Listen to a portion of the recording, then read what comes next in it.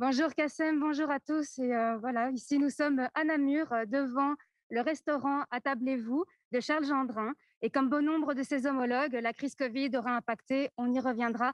Et à ses côtés, nous avons Monsieur Clain-Raval, ministre des classes moyennes et des indépendants, ainsi que le ministre Willy Borsu, vice-président du gouvernement wallon et ministre de l'économie. Alors, ma première question, elle ira à Monsieur Gendrin.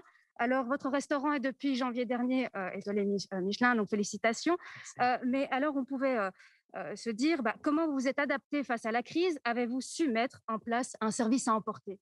Oui, dès le premier jour du confinement, on a développé le takeaway, ce qui nous a permis de continuer à travailler, d'être proche de notre clientèle. On a également fait un food truck éphémère. Donc, on est resté très actif malgré la situation. Merci beaucoup pour votre réponse. Alors, Monsieur Claraval, vous l'entendez bien, on est devant un restaurant, alors que ça veut dire un indépendant qui emploie du personnel. Alors, ma question, c'est, on a le droit passerelle et le double passerelle, et concernant la restauration, vous avez pu faire quelque chose pour soulager ce secteur? Mais oui, la situation pour les indépendants en général est très difficile actuellement et pour les indépendants et les travailleurs de l'ORECA en particulier. Et donc, nous avons travaillé au gouvernement de telle sorte, tout d'abord, à maintenir les mesures de soutien qui étaient en place, hein, notamment la double passerelle. Mais on a aussi récemment déposé un nouveau paquet de mesures pour près d'1 milliard d'euros. Et ce sont de nouvelles mesures de réouverture. Il y a tout d'abord la TVA à 6% pour l'ORECA, la nourriture, mais aussi l'alcool. Il fallait aussi penser aux cafés qui ne vendent pas de nourriture, donc il était important de soutenir aussi le secteur des cafés. On a aussi, pour les établissements qui ont du personnel, prévu des diminutions de cotisations au NSS, de telle sorte à ce que la reprise de leurs travailleurs soit moins coûteuse et qu'ils puissent avoir des liquidités pour pouvoir faire face à cette crise. On est intervenu dans la prise en charge des congés payés. Donc, c'est l'État qui va payer les congés payés parce qu'il faut aussi soutenir les travailleurs du secteur qui ont droit à avoir leur dû. Enfin, on a veillé à ce qu'il y ait 125 heures de travail d'étudiants en plus pour pallier à la disparition d'une partie des travailleurs qui n'ont pas pu attendre et qui ont trouvé d'autres travail ailleurs. Et donc, toutes ces mesures visent à vraiment soutenir l'ORECA dans la réouverture pour pouvoir leur apporter un soutien important.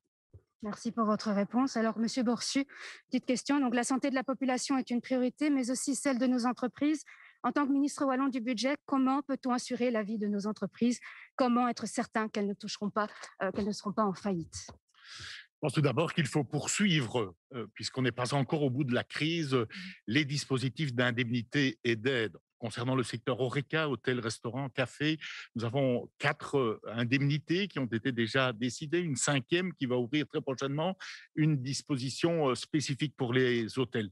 C'est important, rien que ce secteur, nous le savons, c'est 17 000 entreprises, 36 000 emplois, plus des emplois indirects, par exemple. Et puis, ça représente beaucoup dans la vie des gens, dans la vie de la société, dans l'animation de nos quartiers. Il faut effectivement pouvoir poursuivre avec ces différents éléments de soutien. Aussi restaurer la confiance qui permet à la fois aux entreprises en général, mais aux particuliers de réinvestir, de consommer à nouveau et de pouvoir ainsi réalimenter la pompe économique.